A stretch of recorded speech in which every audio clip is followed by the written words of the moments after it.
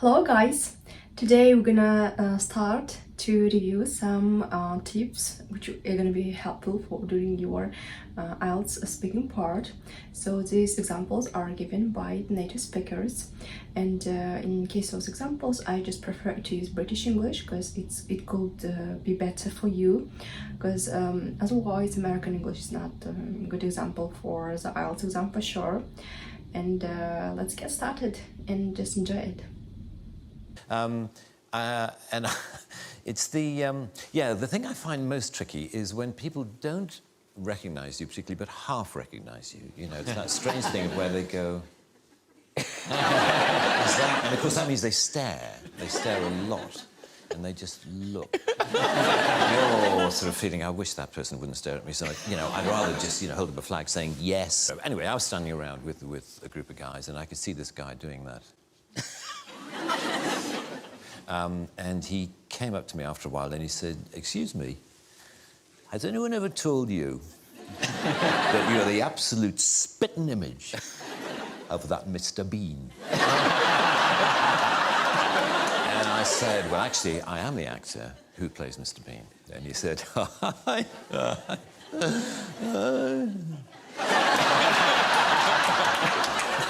"I bet you wish you were." So this is one of the examples, and this Mr. Bean actor who played Mr. Bean, he's just a wonderful guy, and he's basically, let's say, a native speaker, and he's just using the word spitting image, and this is a word which we can use when we want to say that someone or something looks alike or identical or similar, quite similar, or almost identical, or something like that. We can just say as an example, which is given in the video, as in the chat show, as spitting image. So this could be very helpful to get an inspiration to watch more videos like that with native speakers, because are using unusual vocabulary. Usually only native speakers are using this kind of words, and I think it could be very helpful to watch more videos like that. So we went out for dinner at Chili's, I think. The girl who was serving me was enormous. I think she got freebie meals at Chili's. Nothing wrong with that. And she comes up and she goes, "Did anyone ever tell you you look a lot like Emily Blunt?" And I said, "I have heard that, yes." And she went, "Are you Emily Blunt?" And I went, "Yeah." And she went, "What are y'all doing here?" And then she was like, "Are y'all shooting a movie here?" And I said, "Yeah, I'm shooting a film called Looper." And she went, "Looper?" And I went, "Yeah." And she went, "Y'all just made that up." I love this actress. Her name is Emily Blunt, and she's just a wonderful person. I just give this an example, but she got a lot of hate because of that interview like a long time ago, and she apologized for that. I don't appreciate that interview for sure. I'm just saying this is not a good choice to say about a person that that person it's a lot and he's enormous or she's enormous or whatever that meant for her. And I don't appreciate people when they are judging someone or they're doing body shaming to someone. This is not good approach for sure. I don't appreciate that, but I just gave this an example of using the word enormous when we, let's say, you could face with some kind of topic which you have to discuss with problems, health problems nowadays, which people are facing with. And when we're saying about a person who is a bit overweighted, you can't say people are fat. It's not good approach. You could say just because they are enormous or because they are overweighted or something like that. Just avoid that kind of very rude adjectives. Just try to use more specific as she used, but of course not to make body shaming to other people who are struggling with overweight, because this is just huge problem which people are facing nowadays because of some hormones or some other health issues. It's not matter of having some choice like being fat or not, because these people could face with some mental health or some hormones issues or some other issues with their body. That's why they are overweight.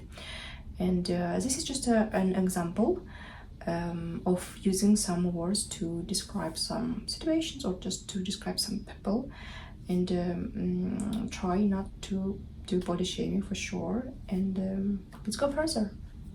And you have, when you were here last, I think your daughter was just born. Yeah, she And was. she's now 8, 9? She's 8. She's 9 in July. Wow. I know. And how is that? Because you had a house full of boys, and I would think that she turns you to mush. That's what I think. She does. She does. I mean, the boys obviously give me a little bit of stick because they know that any question that they ask that they think I'm going to say no to, they know they have to ask her to ask me. Because I can't say no to her.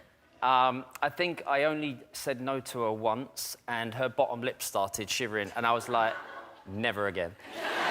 Never again. So yeah, I mean, she's amazing. She's a little princess with, obviously, Victoria. She's a mummy's girl, but also she's a big daddy's girl, which I'm over the moon about. Another example is Mr. David Beckham.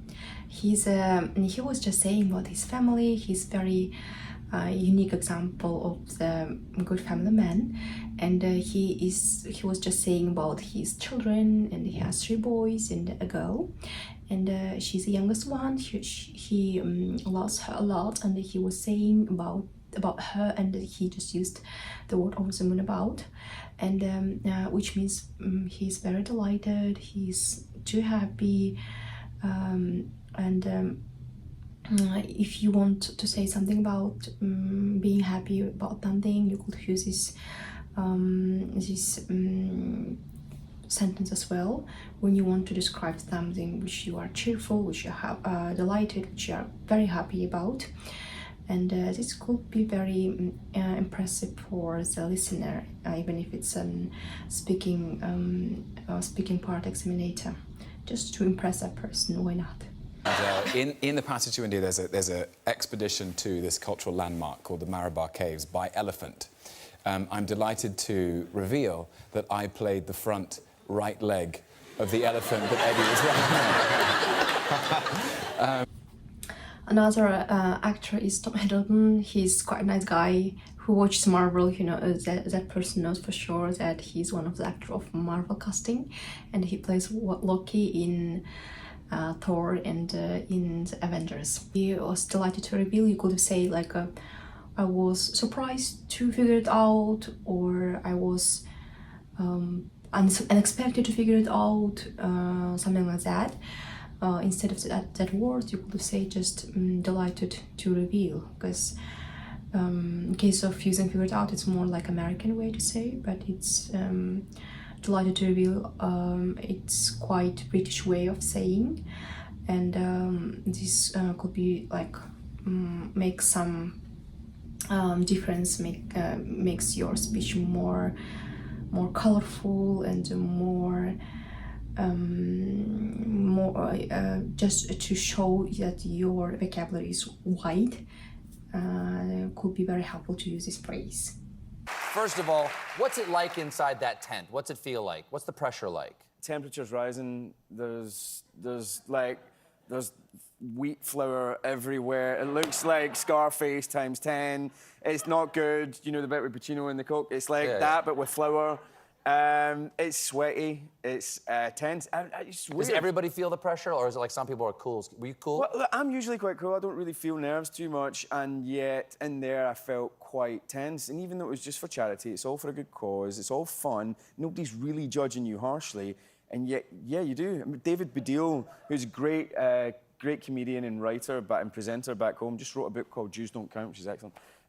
He was there, and he was like quite upfront about the fact that he didn't care about bacon. Sure. He was just there for a good cause, raise some awareness, raise some money for charity, and doesn't care if he makes an absolute idiot of himself. And yet halfway through the second challenge, he was like, why am I on the verge of tears? I'm so scared that I'm not going to be able to turn in my homework. And we all felt like that. But we also had Dame Kelly Holmes as well, who'd won like a gazillion gold medals for Great Britain, used to be in the army, the whole thing. And she was like, she was pissed that I won. I'm pretty certain anyway. She was lovely, but she was also angry. Well, listen. There is another example. and he was saying upfront about something. So just he means that he was aware of it, he knew it, and instead of using just words he knew or he knows or he was aware of it, it would be better to use the word to be upfront about some fact, about some issue, or about some problem, or whatever. This is just also one more good example of using some words which are very pleasant to be used by the native speakers. In the example, this James McAvoy is a Scottish actor. If you notice, there is a little bit of Scottish accent, and so it's quite different compared to the English accent. And when I had a chance to travel to Edinburgh, Scotland, and I figured out that it's quite different. They have quite different accent and quite hard to understand them, but it's actually very beautiful as well. And I spent there a couple of days, and that was I just enjoyed it because it's a very beautiful town, and I just recommend to visit that town, and to visit Edinburgh, to visit Scotland in general. So I hope you guys enjoyed this video. I was just trying to give you more examples of how to broaden your horizons, how to broaden your vocabulary, and to use more some more specific words and which could just impress your examinator during your speaking exam, as well as to show you examples how to improve your English. Just watch these chat shows, they helped me a lot. But at the beginning, when I started to learn English, I just was using the Ellen Show, which is American accent, by the way. But I was impressed to see a lot of British actors which was coming there and speaking in a quite different way, and they are even using different vocabulary. And after living in London for about a year, I just realized that yeah, this accent is quite delightful to see and to hear. Like, it will be better for IELTS exam for sure to use their vocabulary, because they are native speakers, and as they have very good vocabulary while they're saying their speeches. And I hope this was very helpful for you. I will try to make more videos like that in order to help you to improve your vocabulary. So good luck with your IELTS exam. Have a good day. Bye.